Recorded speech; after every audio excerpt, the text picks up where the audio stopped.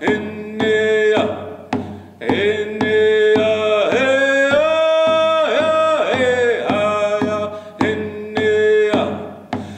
you everyone for coming today. This is the panel discussion for Jumping Eagle versus Trump. As you all know, we are suing the United States government, in particular President Trump himself, as well as the U.S. Army Corps of Engineers and Energy Transfer Partners over Standing Rock. What do you think in terms of the treaty violations? Because according to federal Indian lawyers I've spoken to, this whole pipeline route is actually on Standing Rock Sioux land, not just how they navigate, oh, well, this is where the Standing Rock Sioux Reservation is not going to be affected. Can you kind of talk about the treaty right violation? You know, and to speak on the treaty aspect, the land that the Ocheti Chakoi camp was on treaty land, the land that you know, all of that land there. So we stood on that land.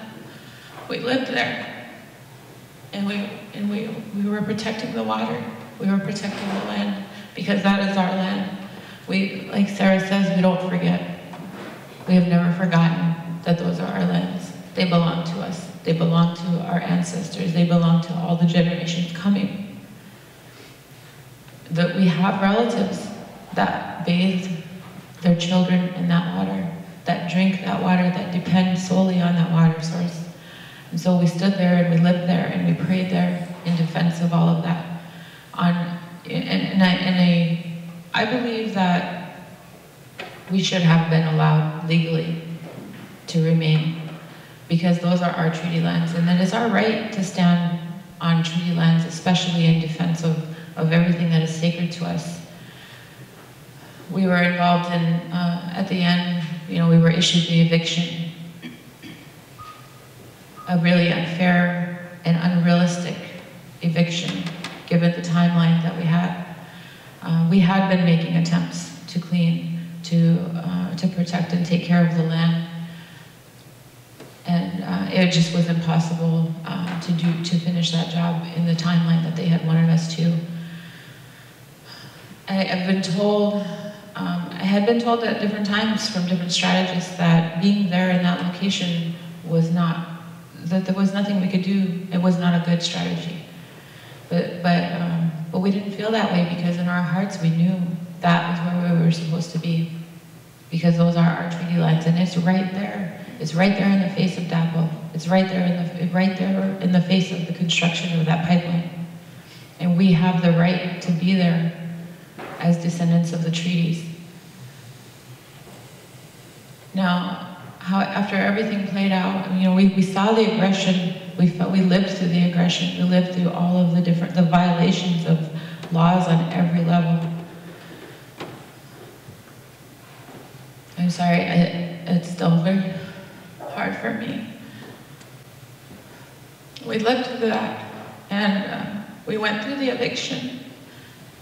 As that process happened every day, you know, in the beginning of that negotiation process, we asked the Army Corps of Engineers for an extension on that date. That every day they came back and said no. The whole world called the Army Corps of Engineers and asked for an extension. Every day they came back in the morning for that meeting and they said no. So finally, in those last 2 days, they wanted to come in and they wanted to continue the cleaning, and we said no, you cannot. You know, you have not given us any honor in this process, so you cannot come in today. We need to have this time to pray together, to be together, to honor all of our sacred things that we don't have time to get out of here. There were sacred things within the camp that were disrespected in their bulldozing after the eviction, during the eviction. So we believed that was our place to stand, to be. We were cleaning, we were wanting to move to higher ground because nobody wants to be in a flood. And there was all this talk of a flood, but they never brought any science, any facts, any papers stating, any history of weather reports, any predictions of that there might actually be a flood. There was just talk. And, but even considering that, we were still cleaning up and we wanted to move to higher ground. We wanted to hold our ground. because that's what we believed and we felt in our hearts. That is, you know, that's our treaty land. So everything happened and then we were removed. After the fact of being removed, it was acknowledged to me that yes, this was the most powerful place you guys could have been.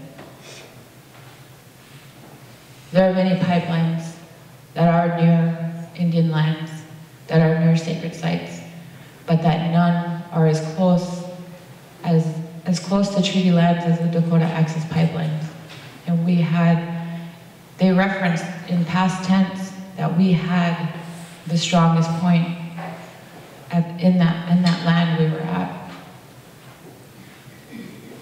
And so it's been really hard to bear that knowledge that we knew that. That's what we were telling the world. That's why we stayed.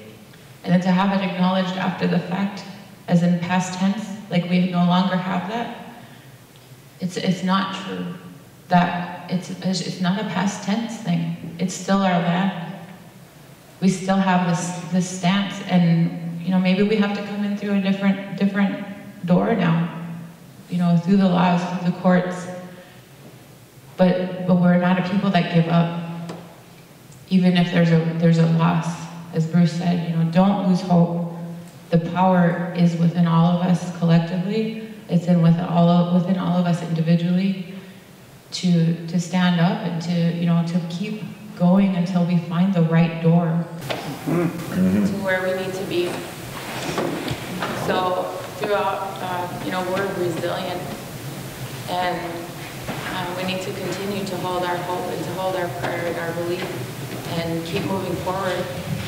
And the area where the Ochete Oyate camps are all treaty territory. 1851 and the 1868 treaties guaranteed our Lakota people's rights to those lands. And it was not only the land, but the use of the waters, hunting, fishing rights, and our right to live there. But during the times gradually that the U.S. government decided that it wanted more and more land, it's been gradually chipped away, but there was never a new treaty put in place. And so those laws still stand. The other aspect of the treaty rights to the area is that we never gave up use of those lands. The Cannonball Ranch is actually another area that should be a historic, under the Historic Preservation Act as well. We have stories in that area of our people fleeing the cavalry. We have places there that are sacred and that are often used. So for the government, and especially the state of North Dakota, to allow the Energy Transfer Partners and Dakota Access Company to purchase that land without our agreement to that. Not only to purchase it, but then to use it to contaminate our water is so egregious. And of course the government is trying to avoid addressing those issues as far as, because they know that that we're right. And so they want to continue to justify their use of eminent domain, and we've seen that in other areas too. People are fighting in Iowa and Nebraska against the pipeline as well. So they are gonna continue to try to avoid those issues because they have no standing. The treaties were negotiated as part of, and I think in America they like to forget our history, but the Lakota people won a war, and the United States government had to come and negotiate peace with our people, and that was how those treaty boundaries were defined. And so although the US government and people want to forget that those were the negotiations that happened, we don't forget, and we know that is our land that we live on. But we're working on, in this case, really making sure that the sacredness is taken into account. I was out there, and I asked why the place was called Cannonball when I first went. And I don't know that this was ever spoken of enough in any of the articles I read or any of the media. But the reason it's called Cannonball is because of the natural whirlpools that used to form perfectly round stones. And I apologize because my pronunciation of the language of the Lakota Oyate is not always perfect, but Tunkan is what I was told, that these round stones are very sacred and that they can represent many things, and they're used as a focal point in ceremony. And I was told they represent that oneness, that wholeness, the earth, the entire universe, and the center of the universe, which is also within each of us. And so that stone is a microcosm of everything sacred. And that's the place they form, right there, at Cannonball, at Standing Rock. Crazy Horse himself wore a tunkan when he would ride into battle. And he was never wounded in battle. And so these stones, they are sacred in and of themselves, but the place that they form is sacred. The water that forms them is sacred. And whereas all water is sacred, all water is life, that place is very special. That place is very significant. And it's already been desecrated other times. First, when there was the wars where that land even had to be put under treaty control. Second, when Lake Oahe was formed. And that as well, they were going to put the dam further north. And they decided, oh, that would affect too many non-native ranchers. And so instead they put it on the reservation. And a lot of land was lost. A lot of people were forced out of their homes. And now we see it again. These aspects are being argued in this case. We're trying to bring up not just the sacredness of water, but the sacredness of this specific body of water, the sacredness of this specific place, all the burial sites that have been desecrated, all of the sacred sites and the prayer sites that are around this, and people, they don't maybe have the experience of always relating to a natural place as sacred. And that's one problem we do have with the government. They always look for structures. They always look for proof. Show us something you built here. Show us how you changed the natural landscape so that we can understand that you thought it was sacred in its natural form. And that's a very difficult thing to do. And so working in Indian law itself is many times a contradiction in worlds. And bring in things that maybe they've never even held as sacred or as religion, and help them understand that that is what we're protecting out there. That is what this case is about. It's not just about land rights. It's not just about human rights. It's not just about the honoring of treaties. It's everything. This case is very unique in that there is not an area of law that it doesn't touch in some way. And so then the challenge is to take all those pieces and make them a cohesive whole that is understandable in a short fashion to a court on a few sheets of paper. We do have experts from around the world, mechanical engineers, water specialists, etc., people who build these pipelines for a living. And they have parsed them, analyzed this pipeline quite thoroughly. I don't know if all of you know this already, but the length of pipeline that is being routed under Lake Oahe is 7,500 feet long. It's called horizontal directional drilling, HDD pipeline. This is by far the longest length of pipeline ever recorded on record. The next closest is 3,000 feet.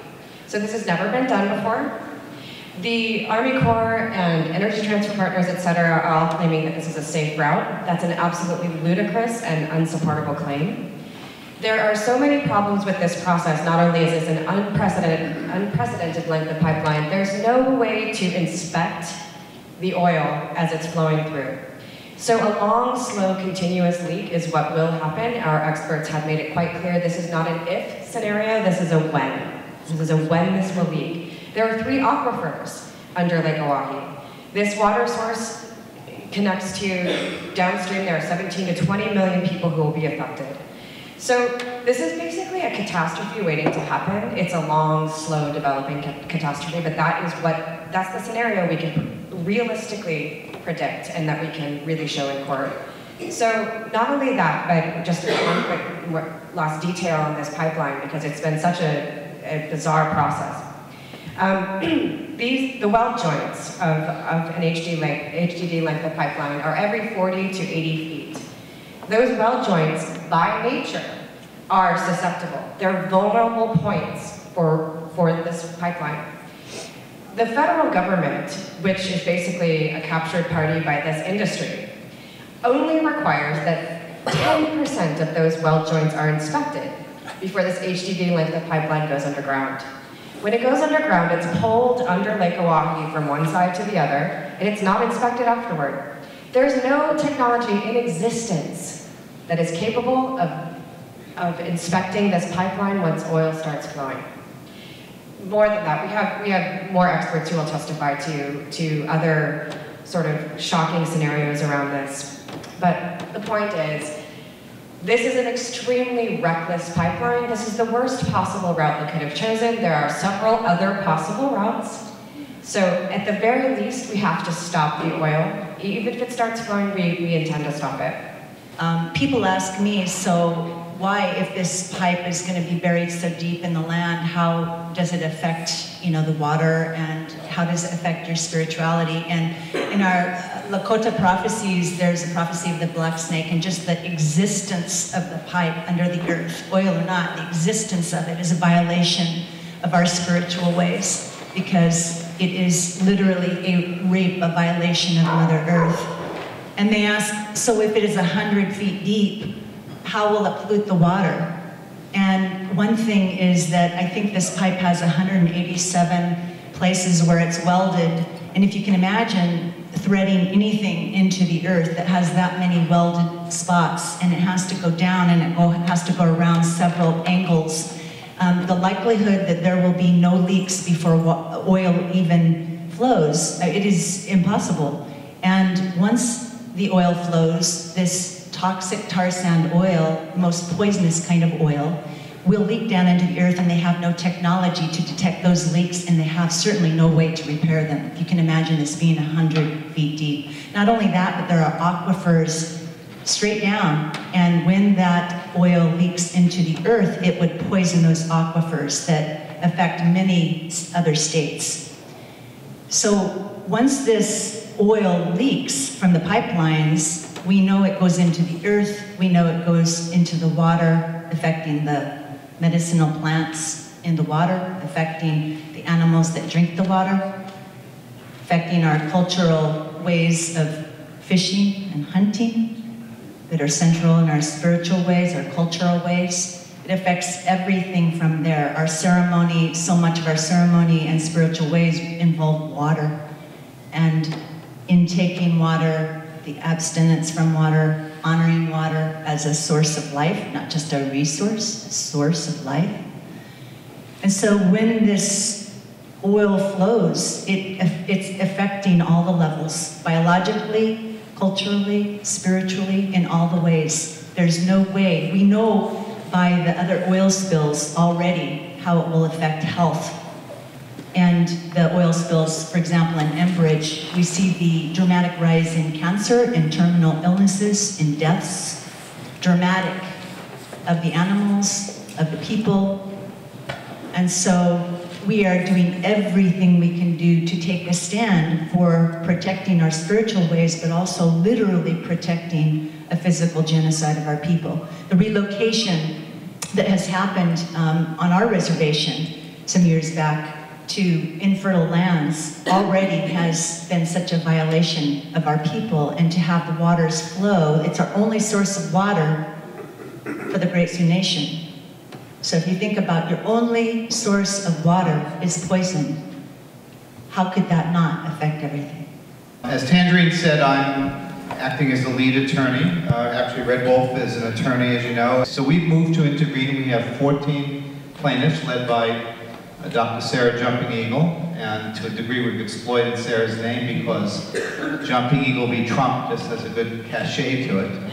My name is Dr. Sarah Jumping Eagle. I'm Oglala Lakota and Minnewaca, Dakota. I'm originally from Kyle, South Dakota on the Pine Ridge Reservation, and I currently live on Standing Rock Reservation in North Dakota. And I'm a physician, I'm a pediatrician as well, and I've been active in public health and environmental health issues for going on 10 years now, I would say. For us as Lakota people, we are going to continue to demand justice in this world, and we're going to hold those accountable who violate laws and who violate our rights. Not only our religious freedom rights, our right to clean water, but our right to live on the land and for our children to live on the land in the future as our relatives before us did. And those are the rights and our ways of life that we're going to continue to fight for. I have lived at the Ocheti Shakoni, Ocheti Oyati camp. It's been referred to as both. But I have lived there with my family, with my mother, with our children. And so we've seen a lot of things. We've witnessed a lot of hardship, a lot of things that most people in my world question. They say, how is that legal? How are they doing that? And I don't have the answer because a lot of the things that we've experienced are not legal. And they're not okay. So I don't have the answer for the world when they say that's not possible, because we've lived it, we've seen it, and it will continue to go on unless we stand up and we put our foots down and we say no more. We want to hold this country accountable.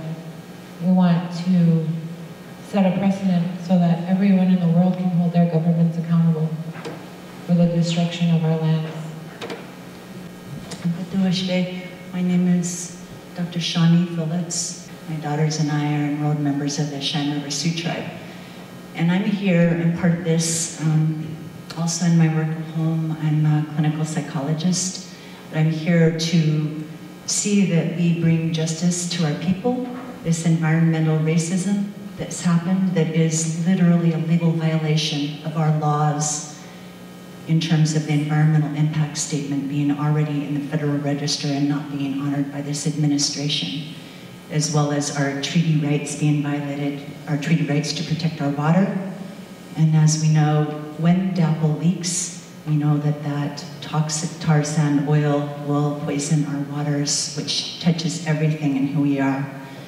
So literally this will result for us in genocide of sorts, and spiritually, culturally, the land, the water, the people. And so I know in my heart, every day when I look into my daughter's eyes, I need to be able to tell them that we've done whatever we can do on all the levels.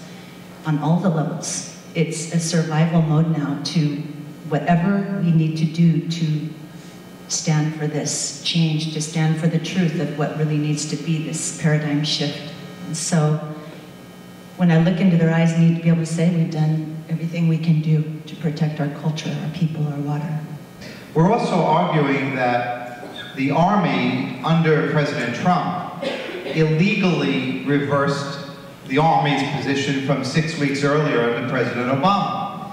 Now, what happened last summer was that permits were given by the Army Corps to Dakota Access to build a pipeline in general, but they hadn't yet rendered a decision on the easement to cross under what the Army calls its lands at Lake Oahe. Now, the waters are controlled in large part by the tribal governments who have reserved rights.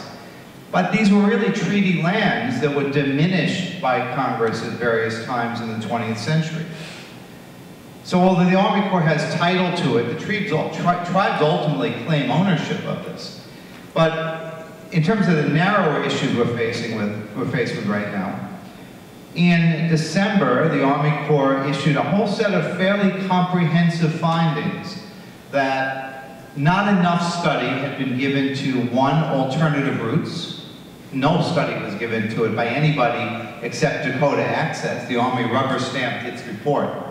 And 2, the environmental impacts of a leak at this location.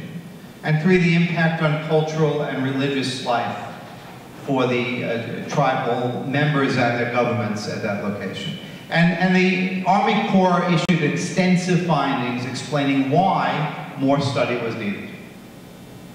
Well, President Trump came into office and simply ordered by what he called a presidential memorandum, which is not something I knew existed.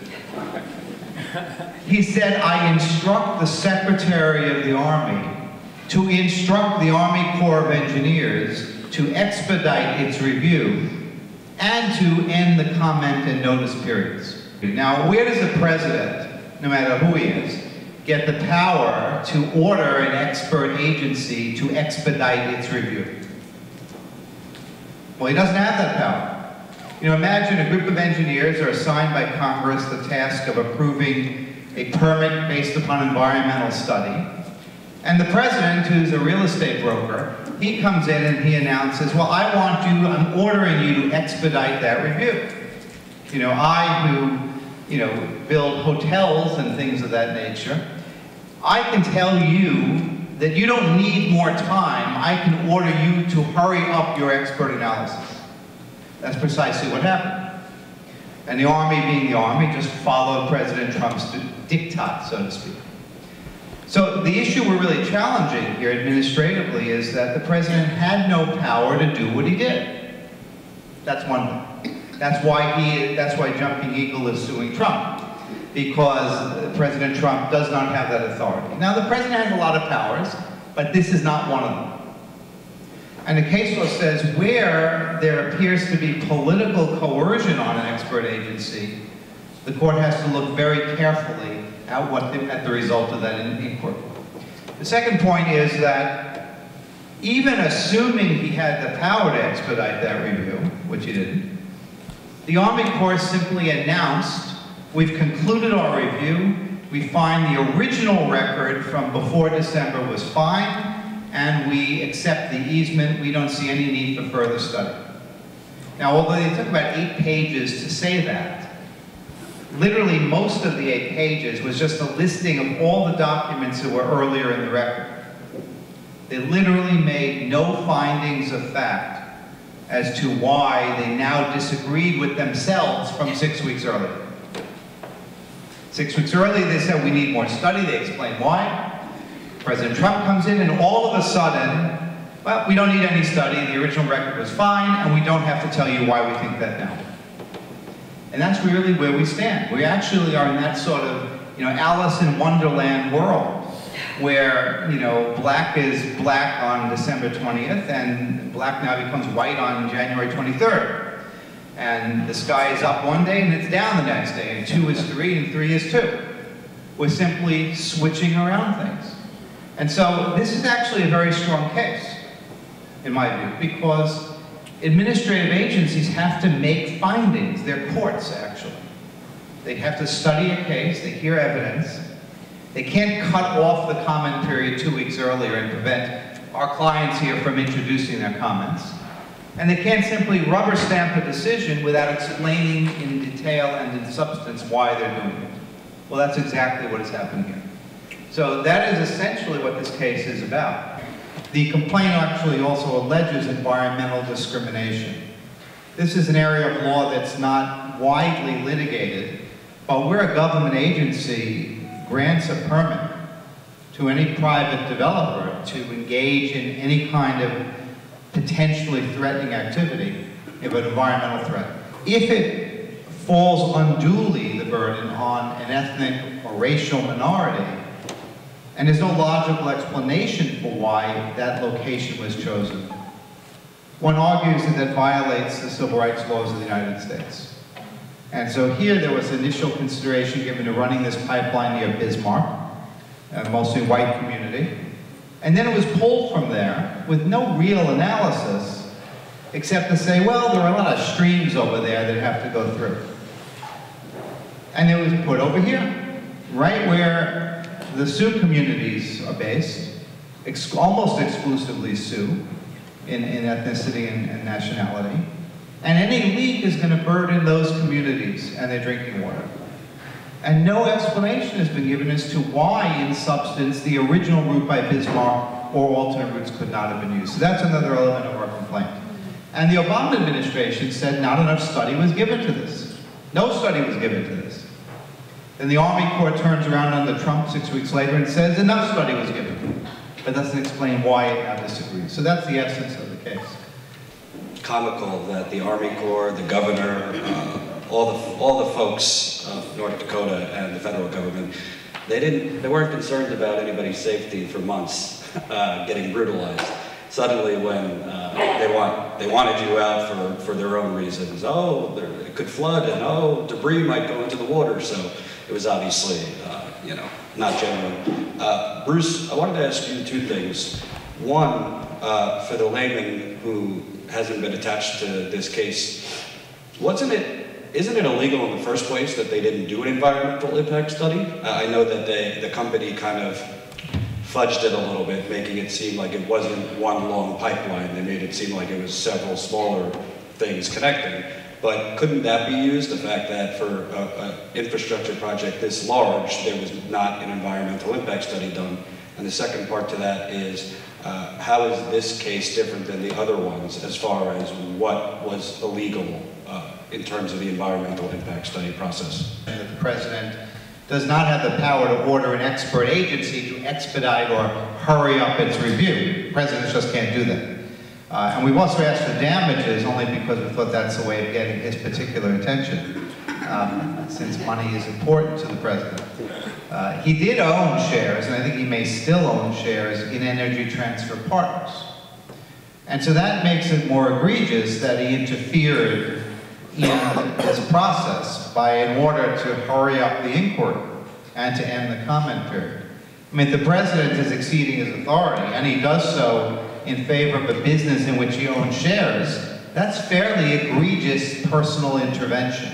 And that's why we sued the president personally. And I don't know where that will go, but that's a different issue than the tribes have raised. So that we've added that dimension into the case. You know, the reason no environmental impact statement was done was because the Dakota Access Partners got away with arguing that this was, as you just mentioned, a series of little segments of pipelines that each would stand or could stand independently. Now, this thing's going to run from North Dakota way down to, I guess, St. Louis. I forget exactly where it ends. You know, it's 1,700 miles. And obviously, no one is building this just to bring oil from, say, Cannonball to, name a town in North South Dakota. Sioux Falls. No one's making this pipeline just to truck oil from Cannonball to Sioux Falls and say, well, we built a separate pipeline from Cannonball to Sioux Falls. But that's exactly what Dakota Access got away with. They convinced the Army that, well, because each section could be a beginning and an end of a separate pipeline, we don't really need to do an environmental impact statement because no one segment is long enough to justify it under the law. So by this fiction that they're not building one long pipeline, but they're building little pipelines that by coincidence will all communicate with each other, they got away without the required environmental impact statement. And this is one of the things that the Army Corps looked at and said in December, you know, we need more study as to whether it's appropriate to have avoided that test. You know, this is one of those reasons people go to law school at times, so they come up with rationalizations to help their clients. And, you know, the Dakota Access lawyers deserve credit for coming up with this deceptive scheme and in manipulating the environmental laws of the United States. But it is a manipulation. I mean, it makes no more sense than to say a worm is 20 separate segments. And that, you know, each one can roll around on its own. Or a snake. Or a snake. Right, I mean, you don't chop a snake in 20 pieces and say, look at the 20 pieces. It's one cohesive unit. It's intended to bring oil from the north to the south. And obviously this was a deception. So that's how they got away with it. And the Trump administration has offered no explanation. And you can look at the papers yourselves as to why they now changed their view. from 6 weeks earlier. And you know, what lawyers do is they'll write up a finding, that a piece of paper, right, 8, 9 pages, that looks like it says a lot. And in reality, it says very little. And most of it's just a listing of every document that was filed a year earlier. And then at the end, they say, we've reviewed this and find that the record was good enough, but they don't explain why. And literally, you go through 8 pages of densely written material and find no explanation of what the Army Corps did as to why they did it on February 3rd and February 7th of this month. To the inaccurate data that was used in terms of the disadvantaged populations that they evaluated surrounding the Bismarck area and what they used outside the reservation area rather than reservation data, that they based it on that to make the decision, so effectively doctoring the documents. Report on differential burdens on the Native American community versus the white community in Bismarck was conducted solely by Dakota Access Pipeline. Now that's legal. Developers present reports of their views. But the government's not supposed to just stamp it and rubber stamp it. They're supposed to do some independent analysis. There's absolutely no analysis in the record by the government. Shawnee, your other point was the solicitor's report. The Interior Department solicitor, who's the chief lawyer for the Interior Department, in December issued on December 3rd a very, very detailed analysis as to why an environmental impact statement should have been done and was most likely required. And the solicitor concluded that there was a failure to, it doesn't matter, it's not working, that there was a failure to meet the law in terms of the required environmental impact statement.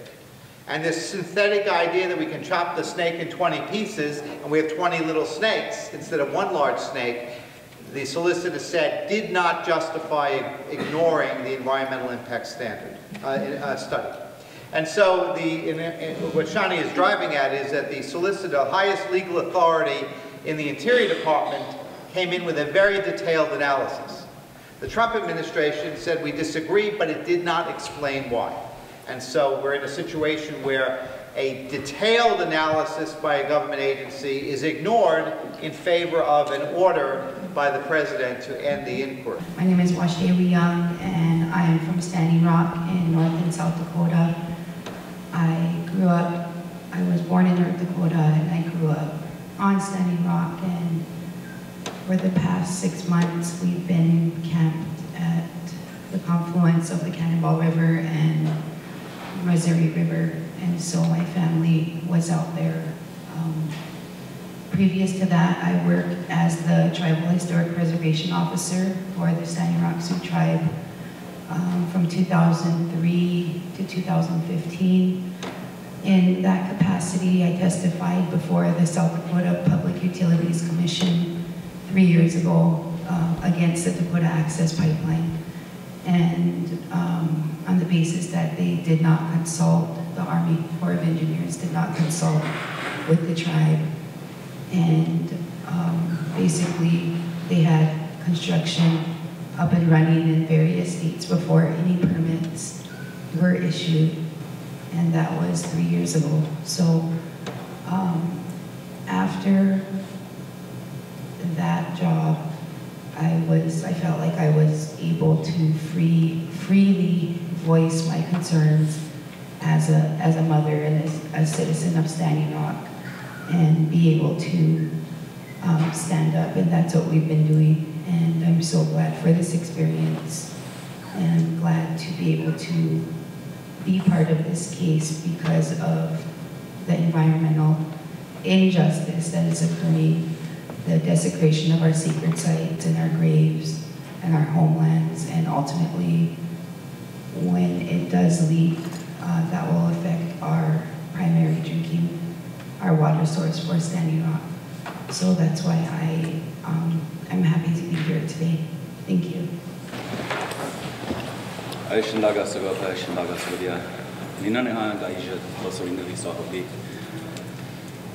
Thank you, Creator. Thank you, Mother Earth.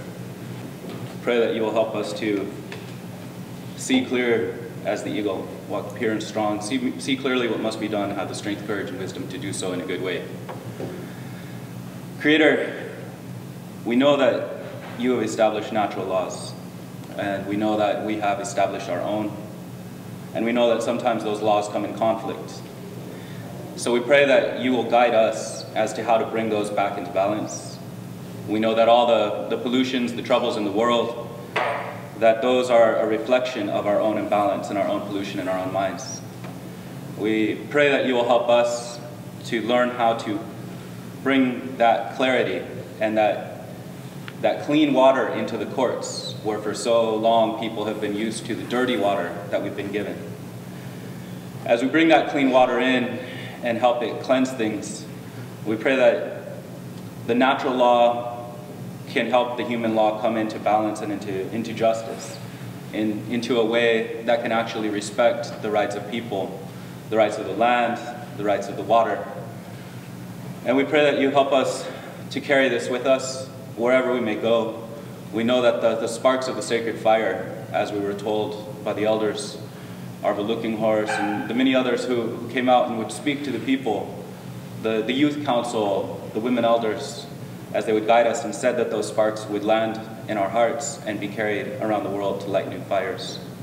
So as we move forward and we're in this battle for our clean water, it's really a battle for our future as humans, to be able to continue to live with the earth. And so we pray, Creator, to you and to Mother Earth, that you will help us so that we can come back into balance with you and continue to be here as human people, that our children and the 7 generations to come may also be able to live in this way and in these natural laws. So today we ask for this. I'm going to share a song. We use this song for journeys, and this is going to be a journey. And so we pray that we give each other strength on this, and Creator, Mother Earth, that you give us strength, so that as we travel on this, wherever we're struggling along the way, and anytime that we might lose our path, that we always be able to feel you under us and feel you above us and feel that spark within us to keep finding that way forward.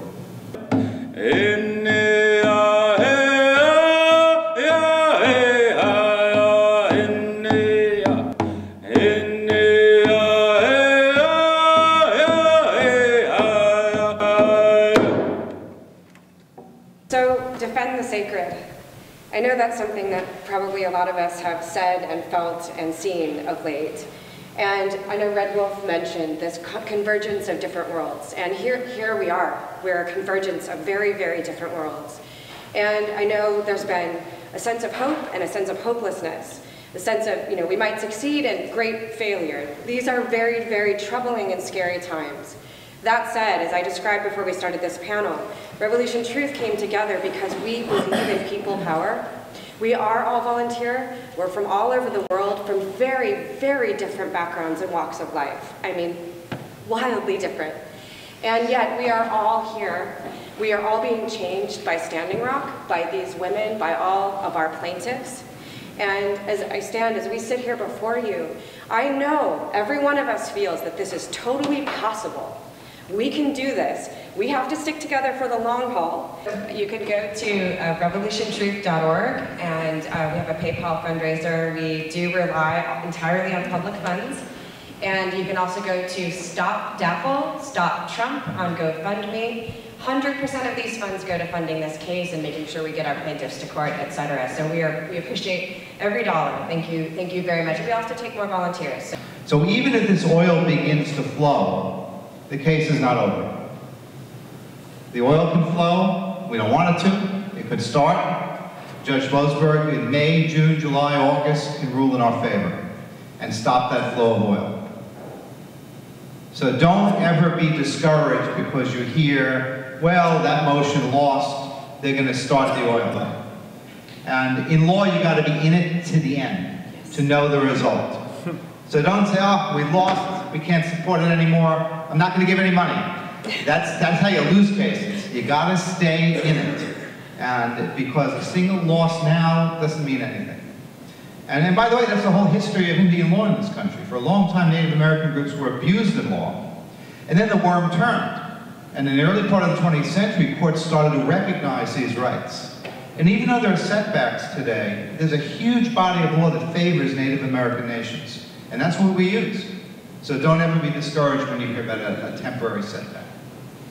I would also ask people to look at ACLU, North Dakota. There's been many human rights and civil rights violations, and we've been living in occupied territory for quite some time now.